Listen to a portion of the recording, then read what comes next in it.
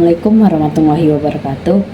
Perkenalkan, nama saya Hawa Soraya dengan NIM 230306036 dari Prodi Peternakan. Di sini saya akan menggambar dan menjelaskan tentang saluran reproduksi jantan dan betina pada unggas dan fungsinya masing-masing. Lalu nanti saya akan menjelaskan tentang proses pembentukan telur. Baiklah, di sini saya akan menggambarnya pada saluran reproduksi betina.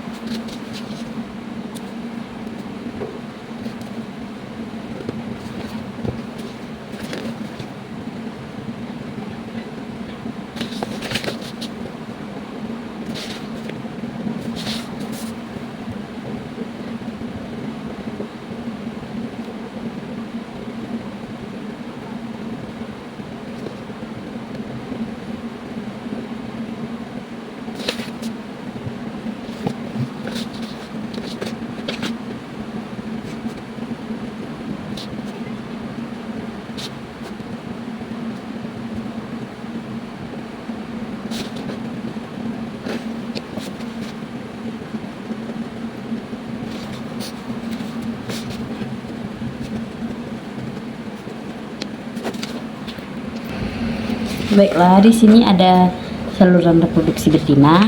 Itu ada oviduk. Oviduk ini adalah saluran yang menghubungkan ovarium dengan vagina dan juga digunakan sebagai saluran bagi spermatozoa menuju ke ovum untuk pembuahan. Lalu itu ada magnum. Magnum ini menghasilkan albumin sehingga telur nantinya memiliki dinding yang tebal dan berlipat ganda. Lalu ada isthmus. Isthmus ini sebagai pelindung awal sebelum pembentukan cangkang. Lalu ada uterus. Uterus ini tempat pembentukan cangkang, telur atau sel. Lalu ada vagina. Vagina tempat pembentukan cangkang. Vagina ini sebagai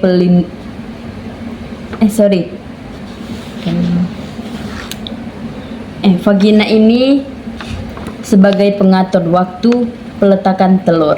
Lalu ada kloaka. Kloaka ini tempat saluran bersama untuk sistem pencernaan, ekskresi, dan reproduksi. Selanjutnya saya akan menggambar bagian saluran jantan.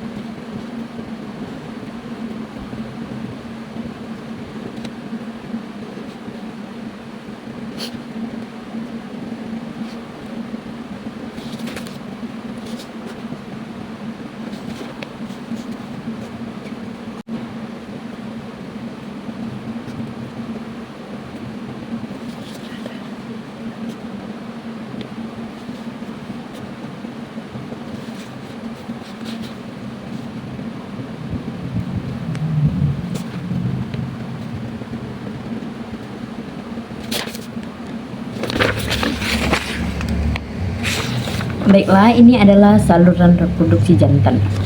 Ini ada testis. Testis ini berbentuk seperti kacang dengan panjang kuning lebih 5 cm. Warnanya itu putih selama musim kawin dan akan menjadi kekuning-kuningan pada musim tenang. Lalu atau molting, dan juga ini itu terjadi pembuahan ukuran menjadi bagian dari ukuran awal. Lalu itu ada epididymis. Ini ya. Epididymis ini tempat pematangan dan penyimpanan sementara sperma sebelum dikeluarkan melalui saluran sperma. sperma. Lalu ada deferendux. Ini deferenduxnya. Yang ini. Deferendux ini saluran yang membawa sperma dari epididymis menuju kloaka.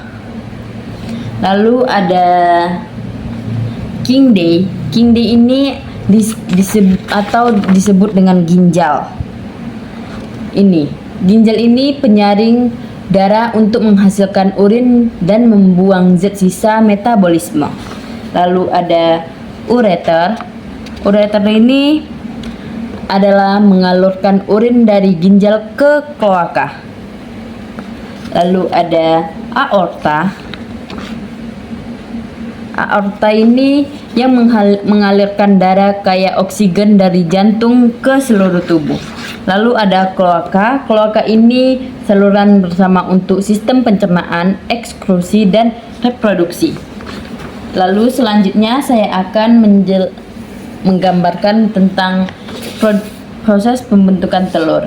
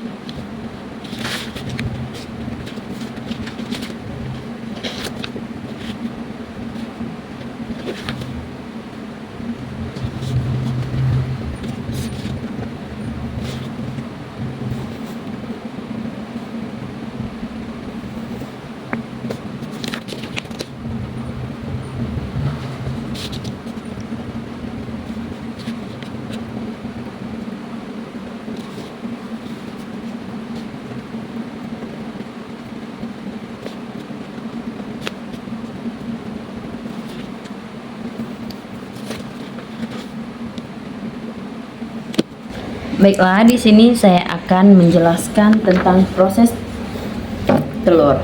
Di proses telur ini ada F1. F1 ini folikel berikutnya yang pecah dan melepaskan sel telur atau kuning telur yang diserap oleh folikel infundibulum. Lalu ada infundibulum. Infundibulum ini panjangnya itu 9 cm, berfungsi untuk menangkap ovum yang memasak. Bagian ini sangat tipis dan mengekskresikan sumber protein dan mengelilingi membran vitellina. Kuning telur berada di bagian ini berkisar 15 sampai 30 cm 15 sampai 30 menit pembatasan antara infundibulum dan magnum. Magnum dinamakan sarang spermatozoa sebelum terjadinya pembuahan. Lalu itu ada magnum. Magnum ini bagian terpanjang dari oviduk, yaitu 33 cm. Magnum ini tersusun dari glandula tubular yang sangat sintesis dan sekresi putih telur terjadi di sini. Lalu mukrosa dan magnum tersusun dari sel gobelet. Sel gobelet mengekspresikan putih telur kental dan cair. Kuning telur berada di magnum untuk dibungkus selama putih telur selama ini 3 jam. Magnum ini akan terjadi proses pembentukan putih telur atau albumen selama 3 jam. Lalu ada isthmus. Isthmus ini adalah bagian terpanjang dari oviduk.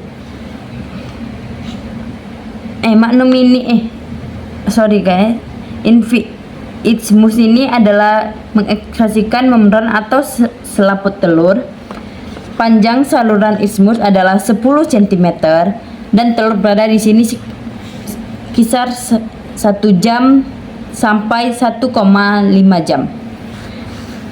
Lalu isthmus ini bagian depan yang berdekatan dengan magnum yang berwarna putih, sedangkan 4 cm terakhir dari isthmus ini mengandung banyak pembuluh darah sehingga memberikan warna merah.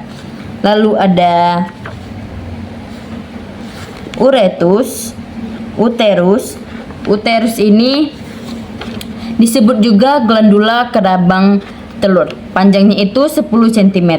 Pada bagian ini terjadi dua fenomena, yaitu fenomena hidragasi putih telur atau plumping, atau kemudian terbentuk kerabang atau cangkang telur, yaitu warna belakang kerabang yang terdiri di atas sel porfirin yang akan terbentuk di bagian ini. Akhir mineralisasi kerabang telur. Lama mineralisasi antara 20 jam sampai 21 jam. Lalu ada vagina. Vagina ini bagian hampir tidak ada sekresi di dalam pembentukan telur, kecuali pembentukan kutikula.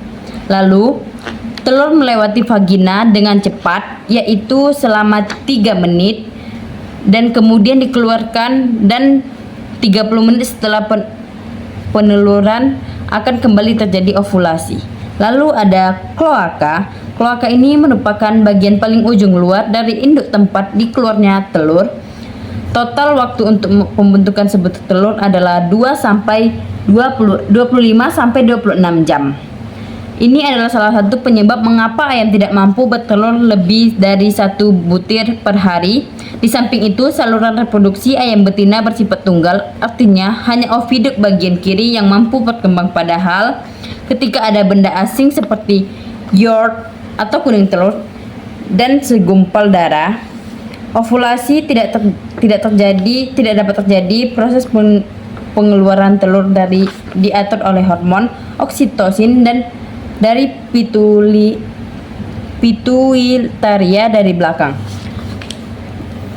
Baiklah, ini adalah penjelasan yang saya jelaskan proses pembentukan telur.